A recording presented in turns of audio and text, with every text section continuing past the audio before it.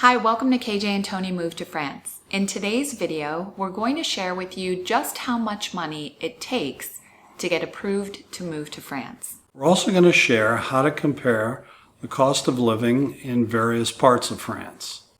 And then we're going to share our reactions to last week's interview with Adrian Leed. Are you ready? I'm ready. All right, let's go.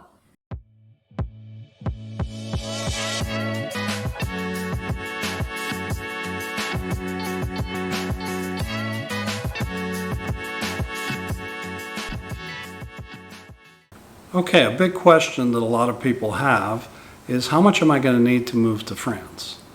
Well, to satisfy the French government, you're going to have to make at least their minimum wage, which is about 1,750 euros per month right now, which converted to American dollars is about $2,000 per month in today's numbers.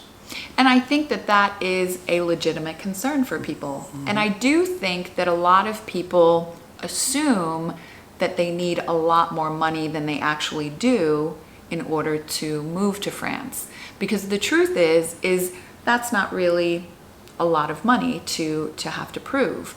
I think the other concern, though, that we hear from a lot of people is the overall cost of living. And as we heard from Adrian, and we'll talk more about Adrian and what she shared in her interview, she said that she believes that the cost of living in, let's say, Paris is actually cheaper than some parts of the United States. I mean, I think France in general, if you're living in a city where you don't need a car, right, and you have access to transportation, then it's going to be a lot cheaper than if you're living in an area where you need to purchase and pay for a car. So how do we know? Like, how does the average person know like how much it's going to cost, and maybe even how much it's going to cost in Paris compared to how much it's going to cost in Nice, right? Because that's what we're looking at. We're looking at, okay, if we're really looking at it from a purely cost standpoint, which we're not, but let's say, I mean, it's a part of it, right? Sure, it has to be. It's a part of the consideration, but that's not all of what we're looking at, but it certainly is a part of the consideration. How do we know, really? Like, we can look at rents, right? And we know, like Adrian shared, that the rent in Nice is about 2/3, right, of the rent in Paris. But there's a lot more that comes into play in terms of cost of living. So I found this website, which I'm going to share with everyone today. It's called numero.com. And you can go on this website and you can put in any city. I think it's any city in the world, possibly. I may be wrong about that, but you definitely can put in various cities in France. And you put in, like I put in Paris, and I'm going to show you on the screen how you do this. But you put in Paris, let's just say, and it pulls up all of this information on cost of living. It pulls up the average price of a one-bedroom apartment compared to a two-bedroom apartment. It shares information about average food costs and so on and so forth. And the great part about it is then you can go in and put another city such as Nice, and it's going to give you a full comparison. And from what you've said, the comparison bears out what Adrian told us, right? Yes, I actually went in and did the comparison of Paris versus Nice, and it rings true, especially relative to real estate, the real estate prices, what Adrian shared with us in her interview. But let's say you're looking at a different city. I mean, one of the cities that we talked about was Lyon. You can put Lyon versus Paris. You can put Lyon versus Nice, and get the full comparison of what the cost of living is in each of those cities. So hopefully you'll find this resource super helpful. We're not going to go in depth into sharing exactly what the cost of living is in each city, because I think everyone is different. I mean, you may not be looking to move to the same area that we are. You may be considering Bordeaux or Provence or any other different area, and you can go in and make those comparisons yourself. All right, so moving on to our reactions to Adrian's interview last week. First of all, Adrian, just going through the different talking points, Adrian talked about how she first came to France in 1979, and that's when, she really fell in love with Paris, and then she and her husband ultimately over time decided that they were going to come to Paris and rent for a year and then decide from there. Right. And I feel like that's very similar to our experience in that I know that Adrian went to France probably many more times than we did, although we have been to many different areas in France, not necessarily back and forth to Paris as many times as I think that's the key difference. Yeah. We'd been to a lot of the south of France. We had never been to Paris. And Marseille. Marseille is the south of France. Yeah, and Saint-Tropez, and really, really fell in love with France in general. And a lot of people have asked us, why France? And I think that we've shared this in previous videos several times, but we'll share it again because I know that you may be someone who's new to our channel and doesn't really know the whole history. So why don't you go ahead and share how and why we fell in love with France. And I don't think it's necessarily something you can fully articulate. Yeah, it's hard to articulate it, but it's been said to me many times that men love history. I love history. I'm a man. And you land in France and all you see is history. It's so incredible. And I found that I didn't know very much about French history, and learning it is incredibly interesting. So history has been a big part of it. The beauty of the country is incredible. The beauty of the monuments. I just think of walking along the Seine and what you can even see from there. For instance, Notre Dame. You can see the Eiffel Tower. There's just all kinds of things, and I can go on and on and on. Which of course is Paris. You're mostly talking which is Paris. Now, if we go to the south of France, I love the weather. And the Mediterranean, which we've talked about over and over again. I read an article that Nice only has 14 rain days a year. Wow. I mean, I'm not somebody who loves rain, even though it rains quite a bit in Paris. But 14 rain days is pretty nice. The other thing I like about the south of France is that if your starting point is Nice, or even if your starting point is Marseille, you can get to a lot of different places either by train or even if you rent a car. But flying into Nice, which in the summertime you can fly in from the United States direct, you can drive to Monaco or Cannes or Saint-Tropez or even Marseille.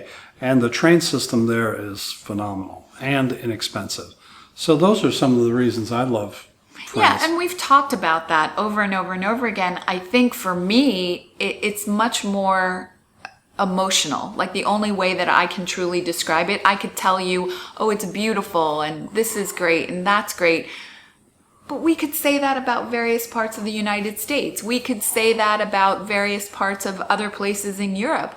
I think for me, and I think that this is true for you as well, that there's this emotional connection that we have when we're in France, particularly when we are in Paris, that is in part indescribable. It's just this feeling of home. That's when exactly we're there. it. I can't tell you how many times when we were taking the train in from Versailles to Paris, when I came up out of the subway at Place Saint-Michel, when I thought just came out of my mouth, I'm home.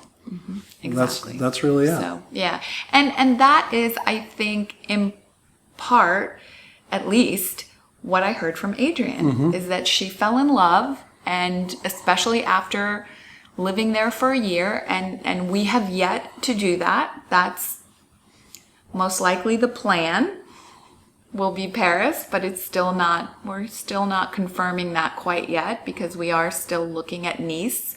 South of France has a lot of, price. Like we can't discount the fact that it is a bit cheaper. Sure, and there's other parts of France too that we're looking at. Well. Our next trip in winter after Paris is going to be to Lyon and the surrounding area of Lyon. which we're told is beautiful and has incredible restaurants. And so, yes, we're still Right. looking. So even though right now we are in a place where we are leaning toward going to Paris and doing what Adrian did, which is committing to a year and staying there for a year, yet we are not making that firm decision until we go back in October to Paris. And then we return in February and we hit those other places like Lyon Sure. and some of the smaller towns. Well, But Geneva and Right. also. Yet I think this touches on another point that Adrian brought up, which I think is a really important point for anyone to consider. And that's the idea of living in a small town and the reality versus the fantasy of that. Because initially I think that's what my mindset was. We're going to live in this beautiful, small, provincial French town, and it's going to be wonderful. Yet the needing a car, the access to transportation, I just choked there. I cut that part out though. Yeah. The access to transportation, doctors. Paris has a wonderful hospital that has doctors that speak English and French. So we've heard about that from several people. Even entertainment, right? Entertainment is much better in the bigger cities. So Yet, if you are interested in the chateau experience and you love decorating and you want to spend all your time working on your home and that's what you enjoy doing, then sure. that's an option that a lot of people have taken, and you see it on YouTube. You see a lot of channels where people have moved to France and purchased these rundown chateaus and are, refurbishing them and decorating them, and how wonderful it is to follow that journey. But I don't think that's going to be our journey. No, maybe 15 years ago it might have been. Yeah, it but might not have now. been, but not now. So we want to be in a city where we don't have to purchase a vehicle, and we have access to transportation, and we have access to culture, entertainment, restaurants, Healthcare. and so forth. Another thing we discussed with Adrian was doing it right. And doing it right, and we're in agreement with this, means doing a budget. You have to have some idea what you're going to spend on different parts of your lifestyle. So one thing that she confirmed that we had kind of seen, but she confirmed, is that renting is much cheaper than buying. So if you're interested in going to France, also renting is not as permanent as buying, right? So if you're going to do it for a year, that's really the best way to go. And another thing to consider relative to doing it right, and this is something that we have definitely experienced when we were there, is having that tourist mindset versus having the resident mindset. Because whenever you're a tourist, I don't care if it's France or we're going to New York City, visiting New York City, there's a tendency to spend a lot more money when you're in the tourist mindset and you're going out to eat all the time and you're going to different museums. And of course, with what we do, that's a part of what we do in creating videos. But in general terms, it's going to be much, much cheaper and much better for, I think, the person, for you overall, to be approaching it from a resident mindset rather than a tourist mindset. I think a perfect example of that is the fact that we're eating at the top of the Eiffel Tower. As a resident, I wouldn't do that. Right. And that's, what it's going to cost us to eat at the top of the Eiffel Tower is probably 4 to 7 really nice meals anywhere else. Right. So I think that... If not more. If not more, If not more. Yeah. Yeah, because in France, one of the wonderful aspects of France, at least in Paris, and also we experienced this in Nice, is the amazing markets that are available. And I think in general, most people shop on a daily basis, go out and get what they need to eat, the freshness of the produce and the fish and the meats and everything and the cheese that you can buy, it's more common for people to go out and shop every day at these markets than it is for people to go to the grocery store and buy what they need for the week like we do here in the US. Sure. Another thing Adrian talked about was the culture and becoming a part of the culture by getting to know other expats. But beyond that, also getting to know French people. And so there's a big expat community in many different cities in France. And that may be a good reason, too, to go to a bigger city for at least getting started. That being said, you need to learn how to speak French. And I don't mean that you need to go there fluently. I don't mean that at all. I mean that you need to learn some of the cultural things, like saying bonjour when you walk into a store automatically.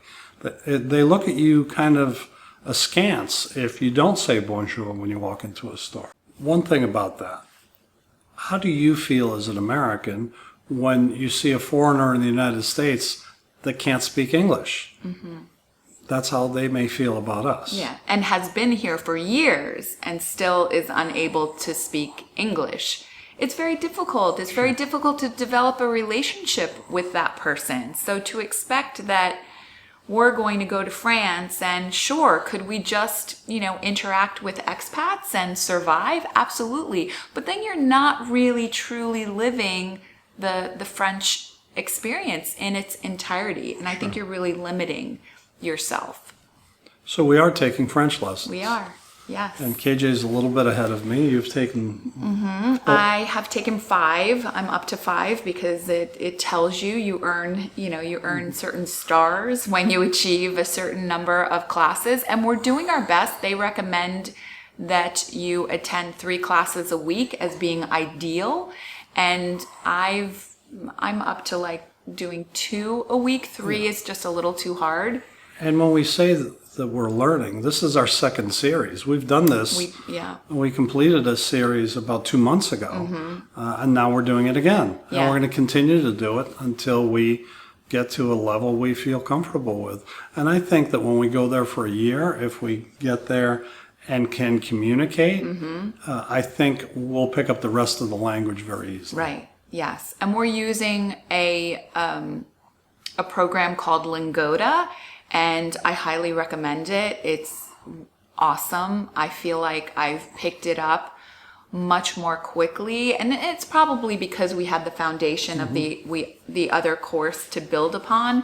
But I just love the availability of the different classes and the accessibility and the review that they offer. It's just a really great program. So the bottom line is, it's really going to be beneficial to learn the language and be helpful in fully integrating into the French culture. Another thing that Adrian talked to us about was this concept of buying in Nice for the purpose of living there part of the year and renting it out another part of the year and using that rental money to rent in Paris so that you can live in both places pretty much for the cost of living in one, and that one being the cheaper one and owning something there.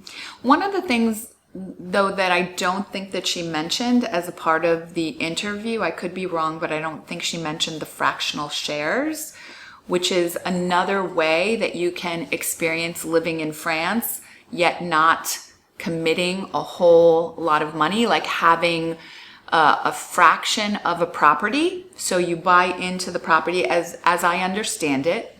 So as I understand it, there are multiple owners, right? Like how many people own? I think that there's as many as 15 owners, but usually less than that. And they schedule it for a month. And what she mentioned to us is that they've never sold a fraction that wasn't sold at a profit. So it always goes up. So it's different than what we know it as here, which is kind of not always looked upon positively. But there, she showed us pictures of the places she has. They're beautiful. Really beautiful. They're professionally decorated. And so They rotate what month you're there, and of course you can swap back and forth, but it's a positive. Kind of like a timeshare. In a Yeah, that's what I sense, mean. That's right? what I was It's talking kind of about. like a Timeshares French version of a timeshare. Timeshares here are often not looked upon well because of some of the things that have happened, raising prices and things like that. It's set up in a different way there that you don't have to worry about homeowners associations raising costs dramatically and that sort of thing. And they are beautiful properties, really, really nice properties. So this might be something that you're interested in. This might work for you. And if you're interested in learning more information, I would suggest going to Adrian's website. It's www.adrianleeds.com. And she has all the information, or at least a lot of information on there relative to these fractional properties. You can also, there's a spot on the website where you can link and contact her and her group. And there's also information on the upcoming après-midi events, which are her monthly events that she holds alternately in Nice and in Paris. And we are speaking at her après-midi that's being held in Paris on October 10th. I mistakenly shared in the last video that it's October 11th, and it's not. It is October 10th. And of course, there's more information about where it is and the other après-midis that she hosts on her website. And that après-midi will be videotaped, and we'll be showing that to you. Sharing it on the channel. Yeah. Yeah. Okay, so that's it. That's a wrap. That's it for today's video. Except for one final thing that I would like to share, which is, of course, as I always share about our Patreon membership, I'd like to welcome Lynn as a new patron member. We're so grateful for all of the people who are patrons of our channel and support what we do. So thank you so much to Lynn and our other patrons. And if you're interested in becoming a patron of our channel and supporting what we do, there's a link in the description. A bientôt. A bientôt. Au revoir.